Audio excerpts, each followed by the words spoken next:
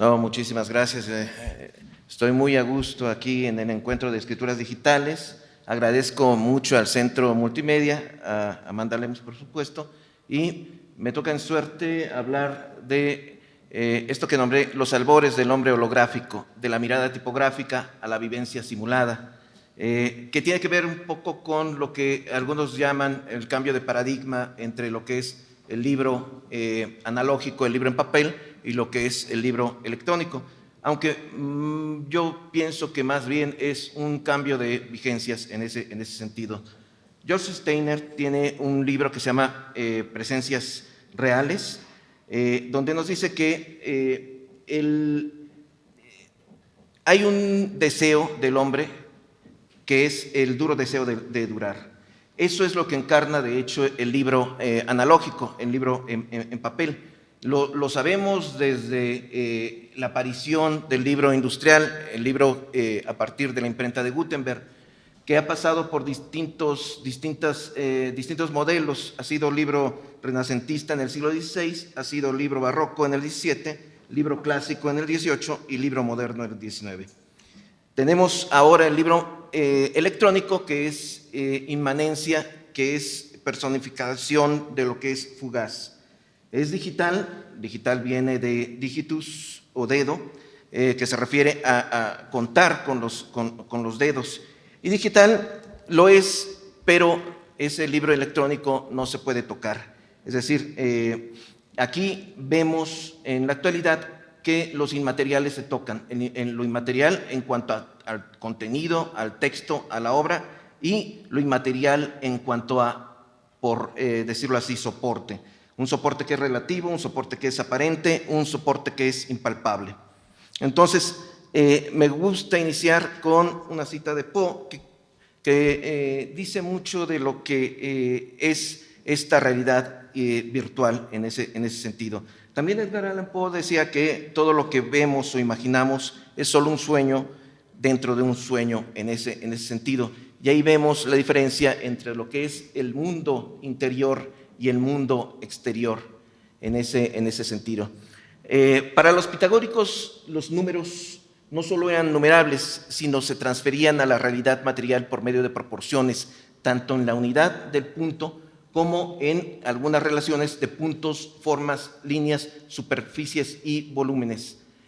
Los movimientos regulares expresaban sonidos. Por ejemplo, en el sistema planetario, la distancia que hay entre los planetas expresaba alguna modulación, algún sonido. En ese sentido, los pitagóricos pensaban que el cosmos era musical y era una armonía en ese sentido.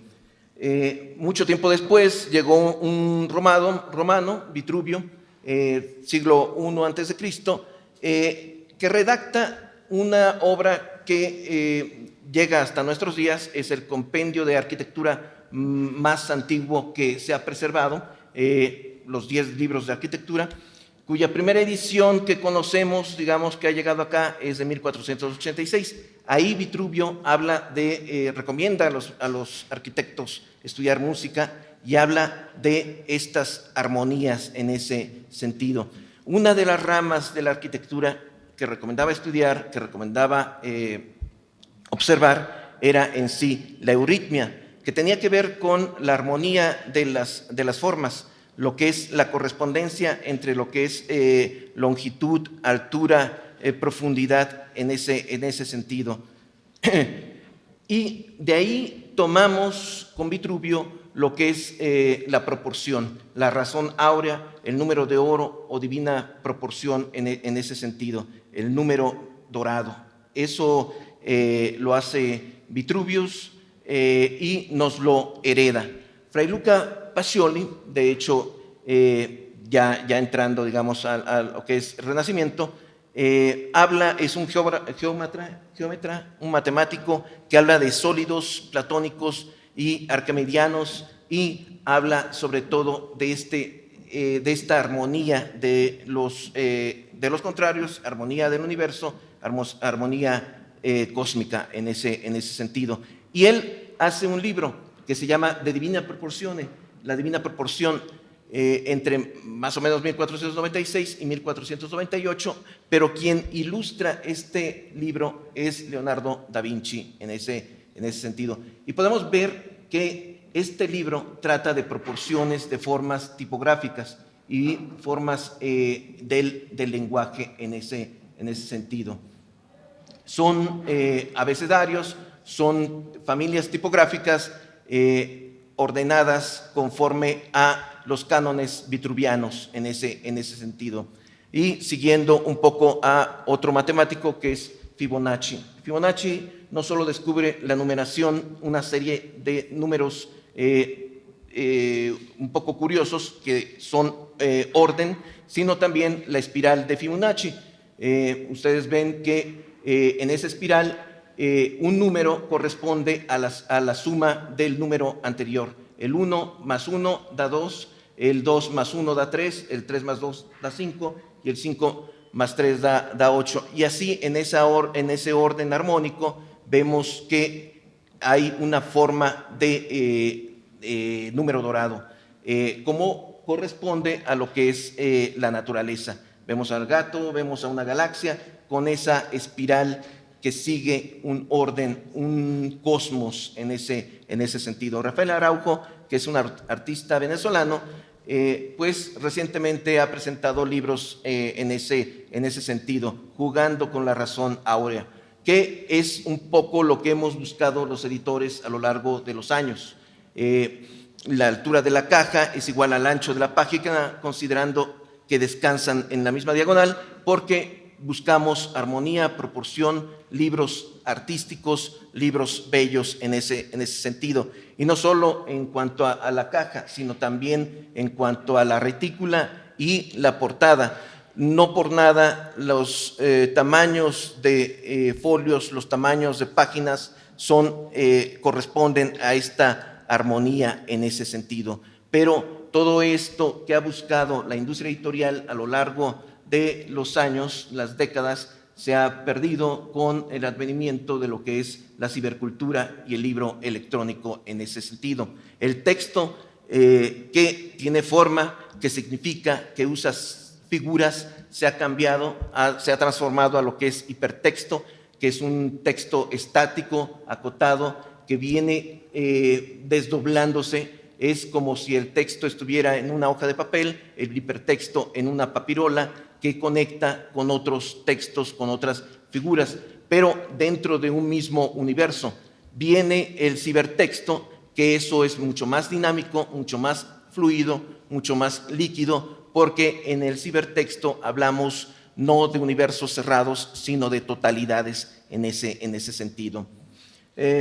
Bruce Maslich, que es un historiador, decía que había 4 shocks. El cuarto era muy semejante a lo que había sido la revolución de Copérnico, la revolución de Darwin y la revolución de Freud. Copérnico nos dice que el mundo solo es parte de un sistema cósmico. Nos enseña que estamos navegando en un universo. La Tierra no es el centro de ese universo. Darwin nos enseña que el hombre no es más que otro animal más, es en sí biología. Y Freud nos enseña que el ego solo es parte de la mente, como lo es el inconsciente. Hay un inconsciente que va más allá de la conciencia, entonces nuestro pensamiento, nuestra razón de nosotros no es más que otra más dentro de nuestra caja mental en ese sentido. Pero el cuarto shock es: las máquinas piensan.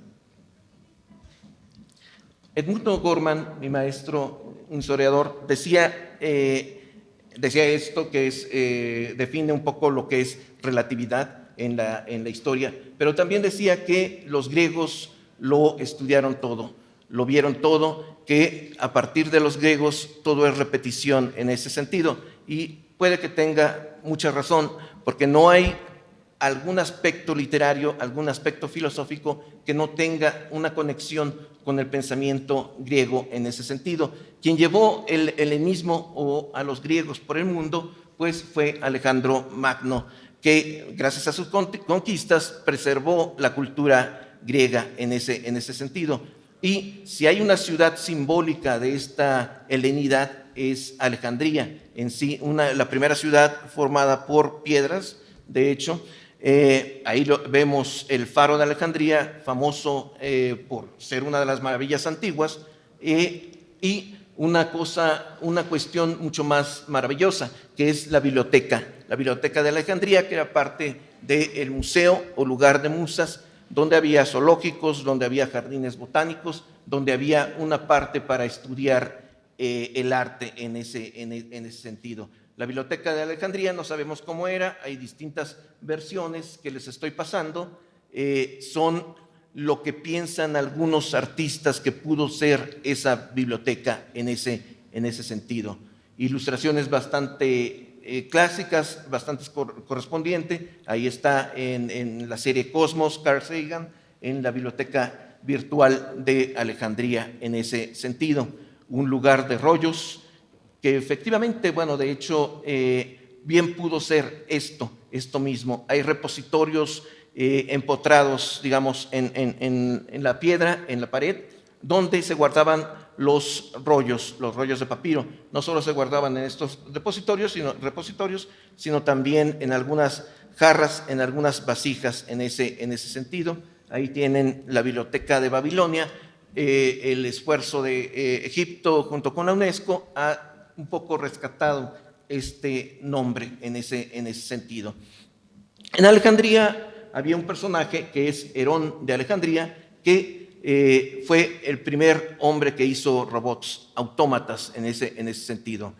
No tenemos un libro de él, no tenemos escritos, tenemos referencias de otros autores, pero las referencias hablan de cuestiones muy interesantes, no solo descripciones, sino también ilustraciones. Ahí vemos una puerta que abría y cerraba conforme una persona se aproximaba, y esto se hacía por medio de vapor. Vemos también un teatro, el dragón se movía, el hombre que tiene un garrote también se movía, la fuente igual, abajo también hay una especie de teatro, los pájaros cantaban, el búho volteaba a verlos, todo era movimiento en ese sentido. Y abajo de la imagen de Herón de Alejandría hay un círculo infinito, por medio del vapor se movía constantemente. Y lo que es mucho más curioso es ese escanciador de agua bendita. Hay que pensar que Herón de Alejandría es del siglo I después de Cristo, en ese sentido. Mucho tiempo después, ya en siglo XIV, Richard de Baringford lo que hace es construir un reloj totalmente mecánico y autónomo. Este es, digamos, el primer autómata moderno en esse sentido. Los relojeros, de hecho, lograron hacer mucho más complejo su trabajo, y Jacques de Vaucanson en el siglo XVIII ideó un primer robot moderno en ese sentido, el flautista. Este aparato se movía, tocaba no solo la flauta, sino también el tambor, tenía un repertorio de 12 melodías, y Vaucanson lo exhibía en ese sentido. Fue uno de los grandes logros de la humanidad. Los dos hermanos, pero sobre todo Pierre Jacquet, que también eran relojeros, lograron hacer autómatas mucho más complejos.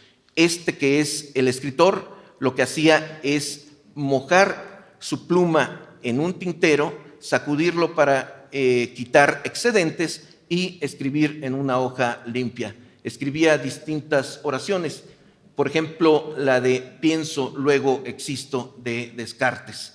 Era tan complejo el aparato que era exhibido y muchas personas acudían a verlo. Pero este es, digamos, el robot más famoso de nuestra antigüedad robótica, es el turco. Kempelen ideó este artilugio.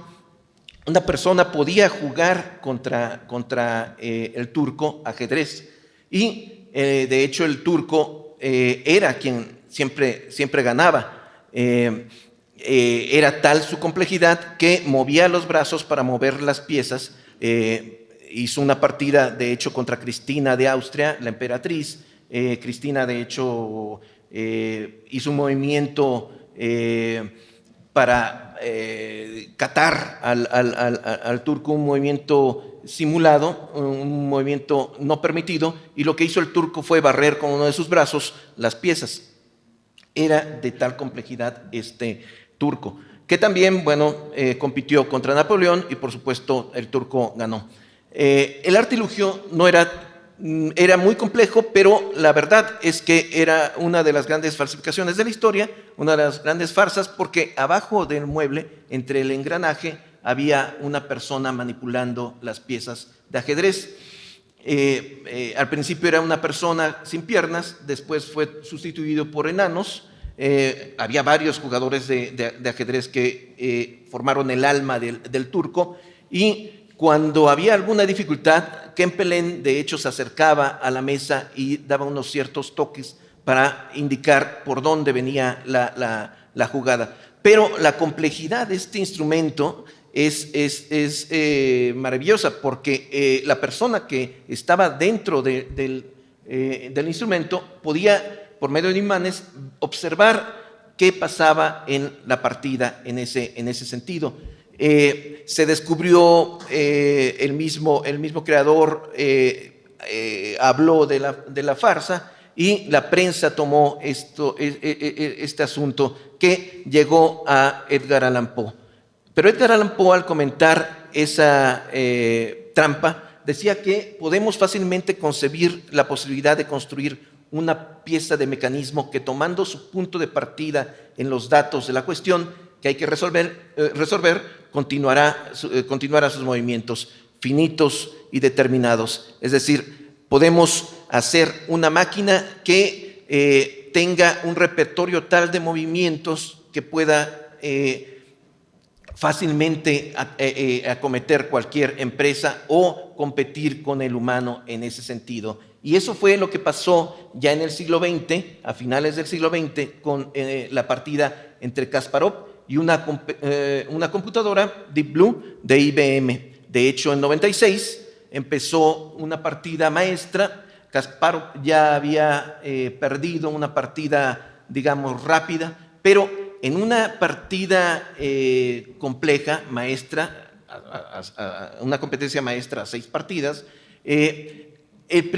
la primera partida la perdió Kasparov, y fue, digamos, la hecatombe para muchas personas. Muchos de los espectadores pensaron que la historia estaba terminada, que la máquina había superado al hombre. El mismo Kasparov, que es un hombre muy soberbio, bueno, lo vemos en algunas fotos de la época, llevándose las manos a la cara, a la cabeza, no concibiendo esa pérdida en ese sentido. Sin embargo, las otras partidas, bueno, Kasparov llevó la delantera en ese sentido. Sin embargo, en 97, una versión de Deep Blue mucho más, Deep Blue es azul profundo o mar profundo, una versión de Deep Blue mucho más rápida, de IBM, pues ganó la partida a Kasparov. En ese tiempo, muchas personas apoyaron a Kasparov cuando se anunció la partida entre lo que es un robot y un humano, y la campaña llevó este lema: ¿cómo haces parpadear a una computadora? ¿Y cómo hacemos parpadear la computadora? Pues tenemos algo que es las mediciones en ese sentido. Una medida de rendimiento son las operaciones de coma flotante por segundo, que suena bastante poético en ese sentido. Deep Blue pesaba 13 toneladas y funcionaba con un teraflop, que es una unidad de velocidad en ese sentido. Watson, la computadora que en 2011 superó a los competidores de Jeopardy, que tiene que ver, digamos, este juego no solo con el conocimiento de cultura general, sino también con la lógica de preguntas y respuestas, pues tenía una velocidad mucho más grande, 80 teraflop, y actualmente hay computadoras que superan con mucho esa velocidad. Es un poco inalcanzable en ese sentido. Es un poco la historia de la tortuga tratando de ser alcanzada por Aquiles. Cuando la tortuga pasa a un espacio, Aquiles no puede llegar a ese espacio sin que la tortuga pase a otro y así hasta el infinito. Nuestra velocidad de las computadoras pues ya no la podremos alcanzar los hombres, ni los grupos de hombres, ni los grupos de investigadores en ese sentido. Viene la computación semántica, la computación molecular, la computación cuántica, que son mucho más, digamos, rápidas en ese sentido. Los hombres imaginamos para existir. Tenemos, de hecho, tres más o menos características. Tenemos futurición, porque pensamos a futuro, pensamos en proyectos en ese sentido. Tenemos novedad, tratamos de anticipar algunas cuestiones, imaginar lo que hay de nuevo, darle al mundo otro algo en ese sentido. Y también tenemos arte, porque encontramos felicidad en algunas formas, en algunas experiencias, como la experiencia literaria, como la experiencia artística en ese sentido. Pero las textualidades electrónicas han llegado a esto mismo. Pueden rastrear los archivos históricos para presentar lo que no hay, es decir, hacer futurición. Pueden anticipar una función vital de algo, es decir, presentar novedades, crear, inventar, y pueden además hacer arte, porque encuentran gozo en esa comunicación entre lo que es realidad y virtualidad.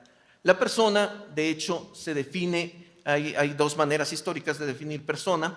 En la tradición cartesiana, la que Locke sigue y Kant, por supuesto, la persona es un sujeto cognoscitivo, un ser que conoce, que piensa, que sabe, que estudia.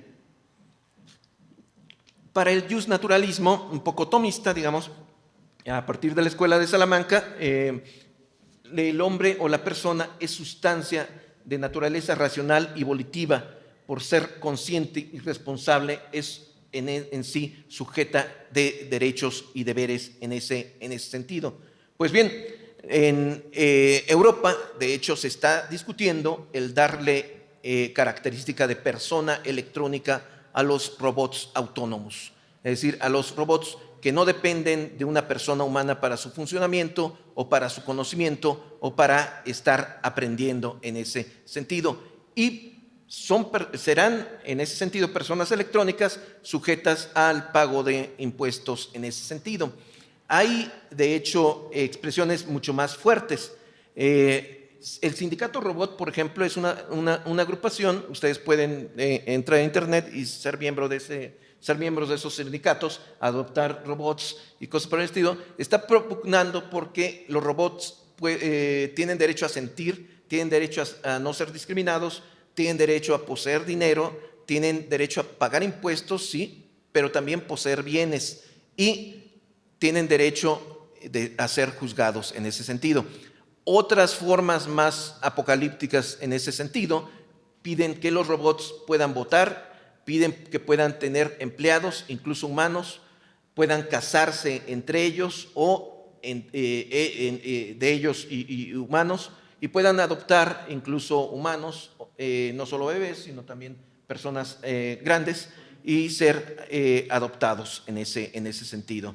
Alejandro Piscitelli nos dice que podemos estar a muchas décadas de clonarnos fehacientemente, pero los avances del machine learning y del deep learning, el aprendizaje profundo, son tan ostentosos y llamativos que nos obligan a ser más cautos con las predicciones, pero no menos cuidadosos con las defecciones. Es decir, debemos de ver qué es lo que viene en cuanto a estos entes autónomos, en estos robots, o bots, como se les llama cuando son algoritmos que pululan en lo que es el ciberespacio.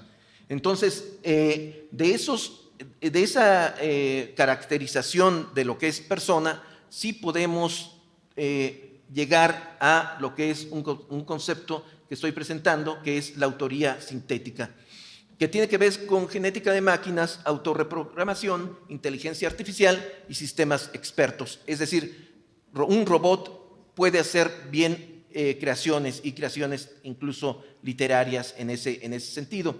La primer novela que tenemos conocimiento que se hizo fue en 1984 y se llamó La barba del policía está medio construida.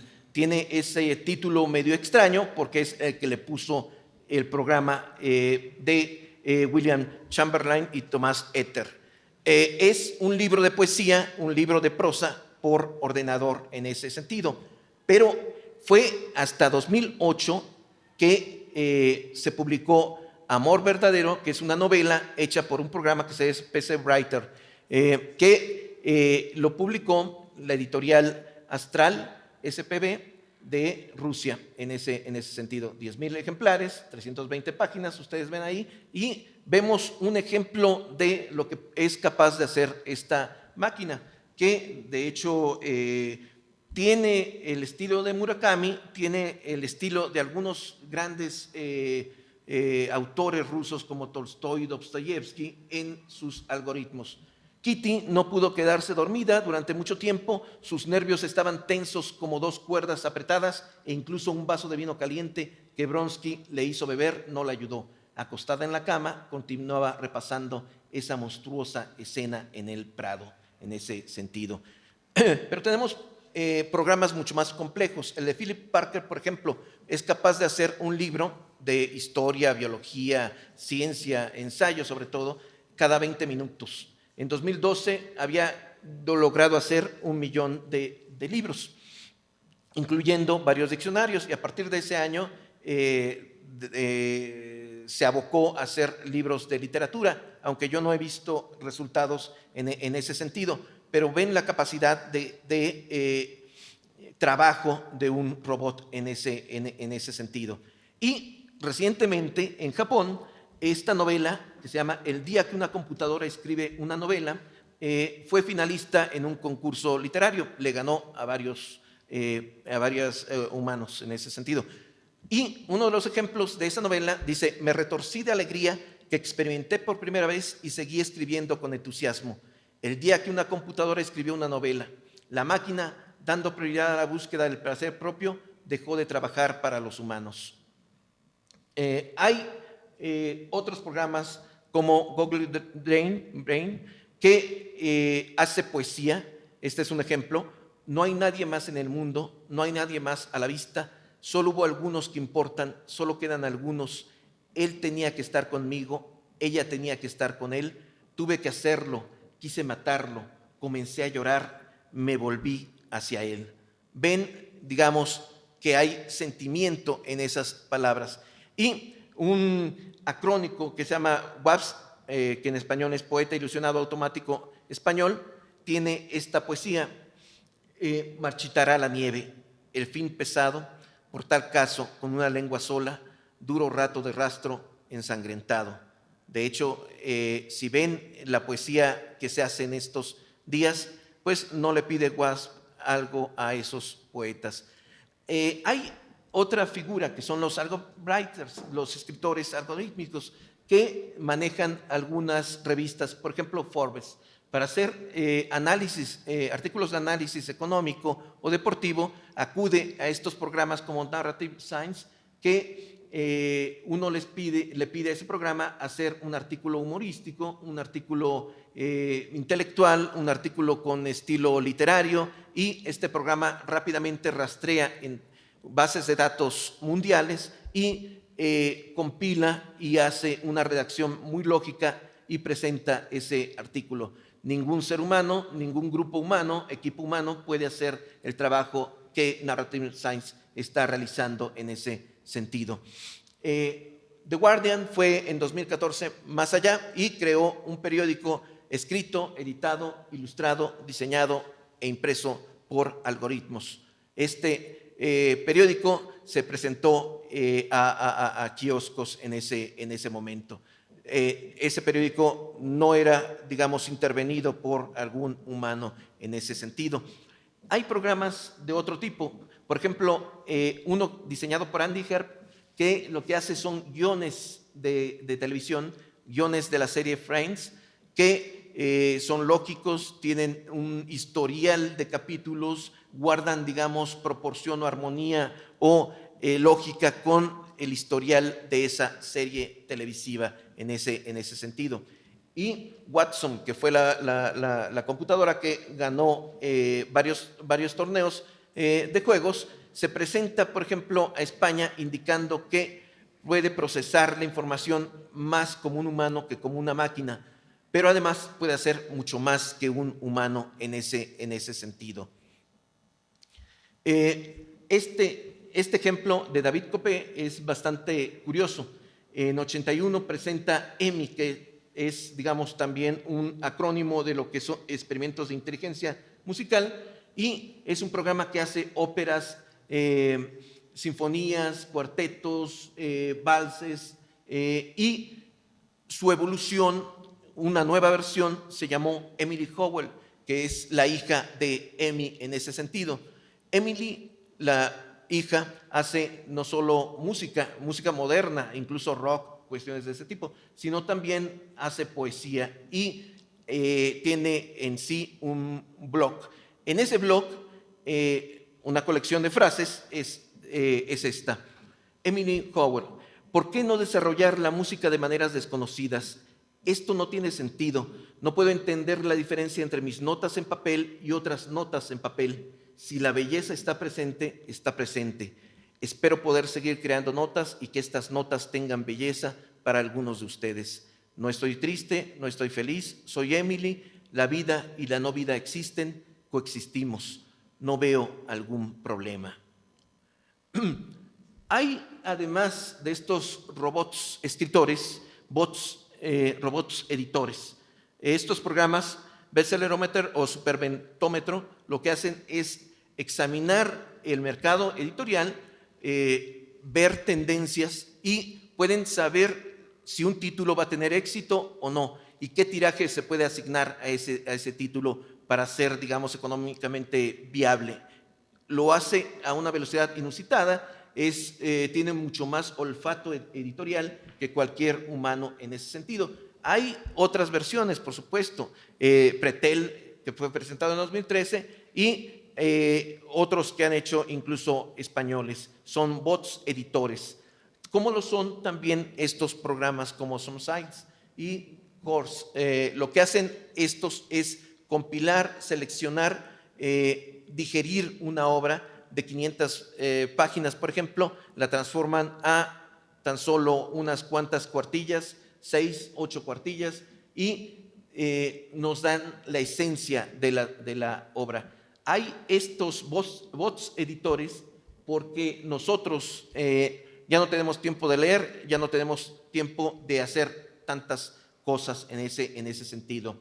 Hay bots libreros. De hecho, las recomendaciones que a su máquina, a su computadora llegan de libros, son no enviadas por un humano, sino por un algoritmo que lo que hace es rastrear su comportamiento en la red y ver los perfiles lectorales de ustedes para darles esas recomendaciones. Amazon es mucho más complejo. De hecho, Amazon sabe de los libros que ustedes adquirieron, cuándo los leyeron, hasta dónde van leídos y cómo los están leyendo, con qué periodicidad en ese sentido. Bots libreros, por ejemplo, que ponen precios a los libros. En 2011 hubo este ejemplo de el vuelo de la mosca. Un biólogo buscó este título en Amazon y como había solamente 17 ejemplares, 2 de ellos nuevos, fue con tantas búsquedas que hizo el biólogo, incrementando el precio hasta llegar a los más de $2 millones por esa insinuación que hacía el ser humano. Hay bots críticos literarios que lo que hacen es examinar los textos y dictaminarlos, emitir juicios acerca de la redacción, del comportamiento del creador, del comportamiento del escritor en ese sentido y calificarlo. Tenemos Wikipedia, por ejemplo, en 2013, 49% de Wikipedia, de los editores de Wikipedia eran robots. Yo pienso que esa cifra a estas fechas pues supera la de los seres humanos o wikipedistas.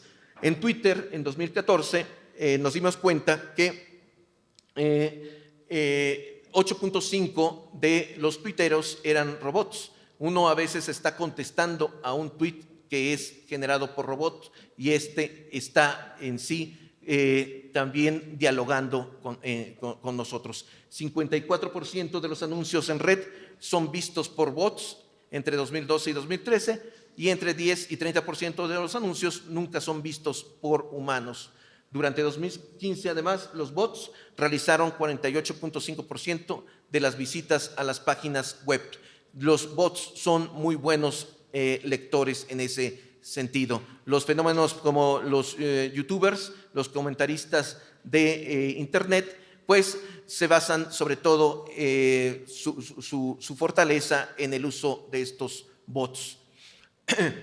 Hay otra clase de libros, los libros que se actualizan solos, de hecho se sueltan al ciberespacio y si hay alguna innovación científica o tecnológica, pues se interviene el texto en ese sentido. Es un poco lo innovador de nuestro tiempo. Por eso Lev Manovich, que es un comunicólogo, dice que el futuro, que ya está, son las bases de datos. Lo que manda son las bases de datos. El software toma en mando en ese sentido. Nuestra sociedad contemporánea es una sociedad del software, una cultura del software en ese sentido. Y lo vemos ahí, hasta 90% de las operaciones financieras las hacen robots. Vivimos en una algocracia o gobierno de algoritmos, ellos son los que ponen la política en Europa, la política mundial en ese sentido. Y hay una emisión inusitada de lo que son predicciones a futuro. 300.000, por ejemplo, son las predicciones que se hacen diarias y eso hace que se intervengan mercados, comportamientos sociales, preferencias electorales, cualquier cosa de ese tipo. Lo hemos visto en la última campaña de los Estados Unidos, pues hubo una especie de guerra de bots. Hillary Clinton, de hecho, usó bots, sobre todo negativos, contra este personaje y lo que hizo Trump fue bombardear a sus seguidores de elogios para él. Por eso Kevin Ashton, que es el que creó el Internet de las cosas, la idea del Internet de las cosas, es decir, cosas que tienen sensores o microchips que mandan información a centros que pueden procesar esa información, pues decía que el problema es que nosotros no tenemos tiempo, no tenemos la atención, no tenemos la precisión suficiente y le debemos soltar a ese Internet de las cosas la información e incluso el análisis de esa información. Este año, hace poco, vimos un ataque masivo a Internet, se cayeron varios servidores y esto es un ataque utilizando el Internet de las cosas. Hay plumas, no solo computadoras, sino mesas inteligentes, casas inteligentes que tienen Internet y fueron las que se utilizaron para bombardear algunas compañías en ese sentido. Hay una página que se llama North que ustedes pueden ver que en tiempo real nos dice cómo va esta guerra digital en sí, cómo y de quién vienen los bombardeos cibernéticos, los envíos de virus, los envíos masivos de mensajes, de basura electrónica, y es maravilloso porque se ven grandes zonas muy atacadas como los Estados Unidos, Europa, un poco China, Rusia, pero también el envío es en sentido, digamos, doble. Nosotros, digamos, las universidades editoras, estamos en sí desde hace años trabajando para la lectura en máquina, estamos editando para las máquinas. Es muy lógico esto porque nuestros datos en los libros están estructurados de tal manera que pueden convertirse fácilmente en metadatos. por las citaciones, las recensiones, la bibliografía, los índices analíticos. Esto bien puede transformarse a metadata y lo transformamos no para que lo lean los hombres, sino para que lo lean las máquinas, para alimentar la Big Data en ese sentido. Borges decía, somos lo que leemos y nuestro cerebro se transforma literalmente a través de los textos que introducimos en nuestra mente. Y podemos parafrasear a Borges diciendo, somos lo que tecleamos y nuestro cibercerebro se transforma a través de los mensajes que introducimos en nuestra mente. Bruno Bettelheim, que es un psicólogo, durante la década de 1950 examinó a un niño autista llamado Joy. Ahí vemos una caricatura de Joy, como un dibujo de Joy, cómo se concebía él. Joy pensaba que era una máquina y al despertar tenía que conectarse a ciertos cables imaginarios, mover dentro de su cuerpo algunas palancas y botones para poder funcionar. Este niño muchas veces se quedaba apagado, no podía comer si no era conectándose mediante un cable imaginario al tomacorrientes, y las enfermeras se cuidaban mucho de pisar ese cable imaginario en ese sentido. Hacer varias funciones para este niño pues eran muy, muy difíciles. Todos estaban de hecho incluso convencidos de que era un hombre, un niño máquina en ese sentido. Pero vivimos en sí una sociedad Joy. Nosotros vemos que hay muchas personas que no pueden estar sin la conexión al teléfono, sin el teléfono en la mano, sin despertar para ver rápidamente el teléfono, sin dormir con el teléfono, o viendo su tableta o viendo el Facebook. Somos una sociedad en ese sentido, una sociedad móvil, una sociedad Joy. Somos una sociedad autómata en ese sentido. La ciborcultura es un poco avanzado. Esta persona, Neil, lo que ven como antena es de hecho un escáner que le permite a él observar colores. Él tiene una atrofia, ve en blanco y negro, pero esta antena le dice qué color está viendo por medio de la transformación de lo que es la lectura del color con la música, con el sonido en ese sentido. Pero esta otra persona que ven del otro lado, lo que ha hecho es conectarse por medio de cables a su cuerpo, ha intervenido su cuerpo para que Internet entre a su cuerpo. De hecho, en algún momento se conectó mente con su esposa y pudo observar en sí cómo trabajaba la mente de su mujer, de otro ser humano en ese sentido. Y su propuesta es, de hecho, él dice que está aburrido de ser hombre, está cansado de ser hombre y quiere transformarse en un cyborg. Hay varias ludopatías, hay varias patologías digamos, relativas a Internet, por ejemplo, la ciberadicción, la nomofobia, que es el miedo a no tener el teléfono, la apnea del WhatsApp, la depresión del Facebook, porque no tengo suficientes seguidores, porque no me hablan mucho, porque no me dan suficientes likes, la cibercondria, muchas enfermedades que hay en Internet, si las veo, las siento, el efecto Google, que es lo más terrible, que es para qué, sobre todo pasa con los alumnos, ¿para qué puedo memorizar? ¿Para qué puedo aprenderme algo si está Internet ahí dispuesto para que pueda yo utilizarlo en ese sentido? El síndrome de la llamada imaginaria, el síndrome del doble check, pues son malestares de nuestro tiempo. El 6% de la población es adicta a Internet en ese sentido, y eso mundialmente.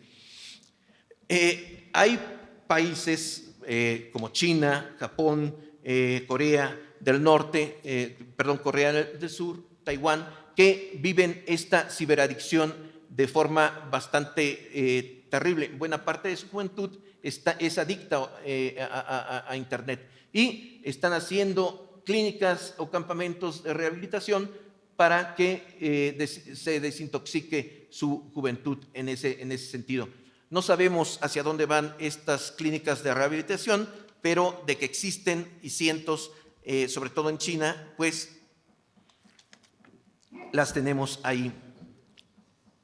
Por eso Paul Virilio, y yo estoy de acuerdo con él, dice que en la medida en que las generaciones técnicas se sucedan, el hombre del escrito no reconocerá a sus hijos, que son la generación de la pantalla en ese sentido.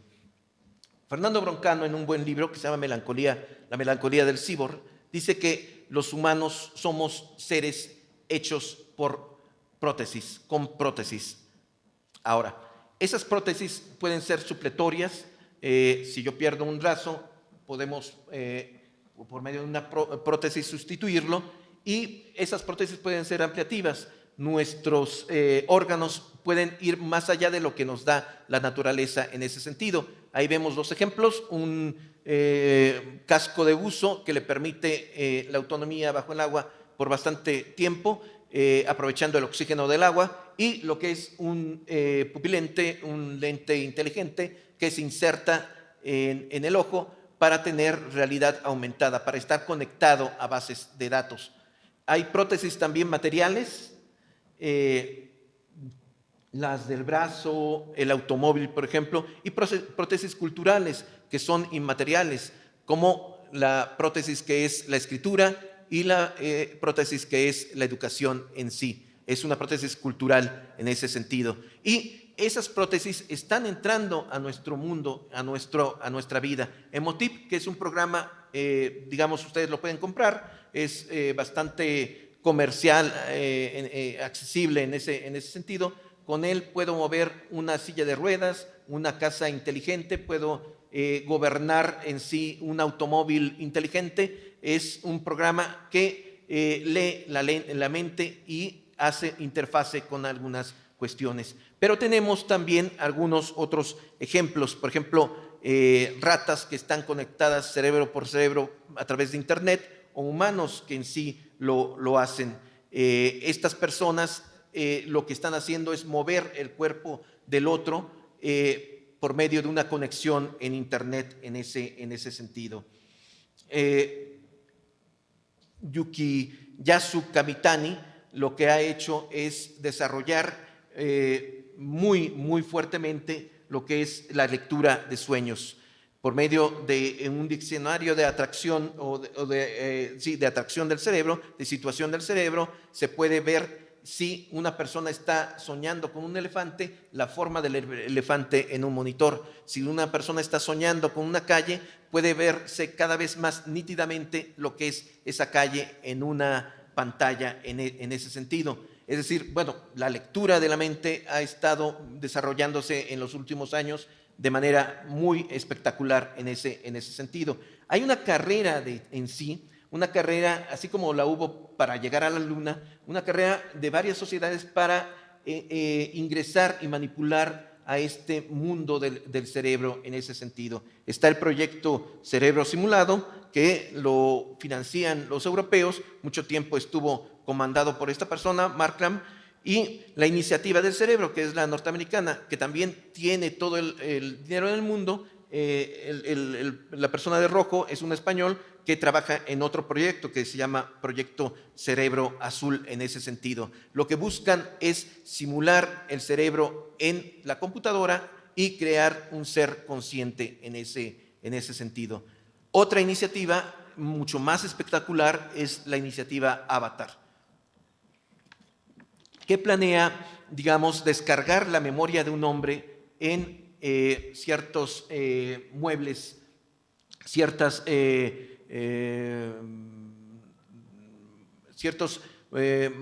monigotes, digamos, para que puedan lograrse con esto, que puedan no tener enfermedad, no tener vejez y ser inmortal en ese sentido. Lo que están buscando es que para 2045 se transfieran las memorias de las personas a cuerpos holográficos en sí, perder incluso la materialidad en ese sentido. No está tan lejano todo esto, digamos. La bioencriptación también es una rama de la tecnología que está desarrollándose, es utilizar el ADN del cuerpo, el ADN de la biología, digamos, como si fuera un disco duro. En 2007 los japoneses lograron escribir E igual a mc al cuadrado 1905 en un organismo, y ahora, después de varios años, hemos logrado incluso vaciar libros completos, bibliotecas completas a estos organismos, y podemos leerlos en ese sentido. Ahí está la imagen de lo que es usar el cuerpo humano, el ADN, como un disco duro en ese sentido. Nuestro mundo es un mundo VUCA, es un acrónico de lo que es volatilidad, incertidumbre, complejidad y ambigüedad, y en materia editorial tenemos esos ejemplos de lo que son estos 4 ejes. Hay una proliferación de oferta que nos dice que hay volatilidad, la mesa de novedades es inestable, dura cada vez menos, no hay lectores fieles ni siquiera a la lectura, pero no lo son fieles ni al escritor, ni a un género literario, ni a una editorial, ni a en sí, ni siquiera a un medio. Hay muchas personas que les gusta la lectura, lo mismo que la televisión, les gusta lo mismo que el cine en ese sentido. Hay incertidumbre, hay un cierre de varios medios, periódicos, editoriales, imprentas, librerías y bibliotecas. Eso nos hace pensar que quizá no haya paradigmas de negocio librero, y que no esté tan claro que el libro siga siendo negocio. Hay complejidad. Las dietas cognitivos personales cada vez sustituyen más lo que es la educación institucional. Existen incluso más títulos editoriales y menos tiraje, y hay una hiperconectividad en ese sentido. La ambigüedad. Hay más escritores que lectores, hay una pérdida de la figura del autor, los prosumidores vienen, es la combinación de lo que es el productor de contenidos con el consumidor de contenidos, y hay una convivencia o connivencia de los medios para productos híbridos. Los medios editoriales ya no obtienen sus ganancias de la venta de papel. Por ejemplo, en el caso de revistas o periódicos, tienen que tener canales de televisión para poder ser negocio en ese sentido. Hay quien dice que hemos pasado por 4 pantallas. Pasamos por la del cine, pasamos por la del televisor, pasamos por lo que es la computadora personal y pasamos por el celular. Hay quien habla, como Roberto Igarza, de una 5ª pantalla, que es una pantalla total. Hay una pantallización del planeta en ese sentido. Sin embargo, la tendencia es un poco una estrategia cero interfaz de usuario, es decir, se tiende a la desaparición de botones, artilugios, pantallas en ese sentido. Lo vemos con los coches que no tienen chofer, las editoriales que no usan editores, la educación en sí que no usa maestros, no usa escuela en ese sentido. Internet de las cosas y la computación ubicua es esto, una tendencia a que las funciones sean predeterminadas, las máquinas sepan leer nuestra sensibilidad, haya una lectura del ambiente, una lectura del estado de ánimo, un aprendizaje de nuestros comportamientos, de tal suerte que desaparezcan las decisiones de las personas. La historia del libro es la historia del miedo a la muerte. Yo pienso que es así. Estamos buscando desde que escribimos un material imperecedero que nos preserve en ese sentido. Y esto es también una metáfora de nuestra sociedad. Los grandes miedos de la humanidad, el miedo a la enfermedad, el miedo al envejecimiento, el miedo a la muerte, fueron atacados o fueron tratados en el siglo XIX por estos personajes literarios. Mary Shelley, Bram Stoker y Oscar Wilde nos dieron estos inmortales o estos eternos en ese sentido.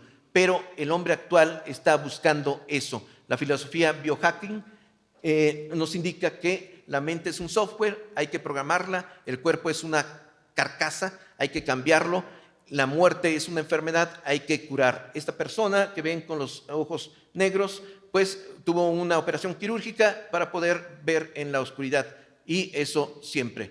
Esta otra persona que ven con un tatuaje lumínico se insertó luz LED en su cuerpo en ese sentido. Hay quien interviene más su cuerpo, microchips que tienen uno en los tatuajes o en las manos, y por esos tatuajes uno puede abrir la puerta, puede uno mover computadoras, puede uno encender fotocopiadoras. Esta otra persona se insertó lo que es la computadora en sí, el antiguo cerebro cibernético en su cuerpo en ese sentido.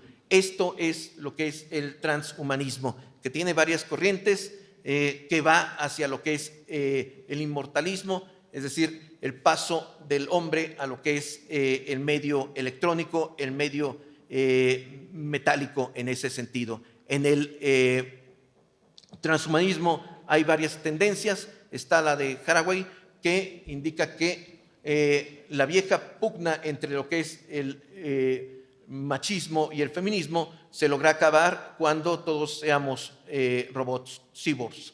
El poshumanismo es algo mucho más allá. Implica que pasemos a ser otra entidad, que nos mudemos al ciberespacio, que nos mudemos a lo que es vida holográfica. Hemos pasado por tecnologías de la información y la comunicación, a tecnologías del aprendizaje y el conocimiento, a tecnologías del empoderamiento y la participación en ese sentido. Mañana es hoy, la cultura hacker, la filosofía de Dupont, la cultura remix, el aprendizaje no formal es lo de hoy, la lectura colaborativa, la tecnología activante, la metacognición, las redes de conocimiento, las audiencias interactivas, hay comunidades anfibias, hay epitextos públicos virtuales que fabrican los mismos editores, la hiperconectividad, la transmediación, la transdisciplinariedad, el paso del pensamiento lineal al pensamiento relacional, el paso de la página estática a la página líquida, a la pantalla, la ubicuidad del catálogo, las inteligencias sintéticas en ese sentido. Vernon Binch nos habla en este libro de una historia ficción donde los hombres abandonan el planeta, se mudan y regresan en un momento dado y no encuentran a nadie. Tratan de rastrear qué es lo que pasó en el planeta y ven que hubo un momento en la historia de la humanidad que ocurrió que la inteligencia artificial fue mucho más allá que la inteligencia humana y los humanos no pudieron seguir el ritmo de esa tecnología. A ese momento Binch le llamó singularidad. Y Kurzweil nos dice, la singularidad está cerca. Ese momento en que la inteligencia humana puede ser sustituida por una superinteligencia en ese sentido. Estamos pasando entonces del hombre de carne y hueso al hombre con prótesis, a los autómatas humanizados, los robots, y vendrá una entidad holográfica virtual en ese sentido. Ahí vemos el hombre gráfico, el hombre de los libros. ¿Qué pasó a ser con esta imagen, digamos, puntillista, a ser del hombre tipográfico al hombre gráfico y a lo que es el hombre holográfico? Hatsume Miku es un holograma que es una cantante en Japón bastante famosa. Soltemos para terminar una intención, una extrañeza y 3 indicios. Debemos humanizar la cibercultura, debemos ver que el realismo virtual es más inaudito que el realismo mágico, pero tenemos además estos 3 indicios o estas 3 esperanzas en ese sentido. Tenemos que ordenar mentalmente lo relativo a los ordenadores, no podemos estar internados en Internet y no debemos apantallarnos ante la pantalla. Muchísimas gracias.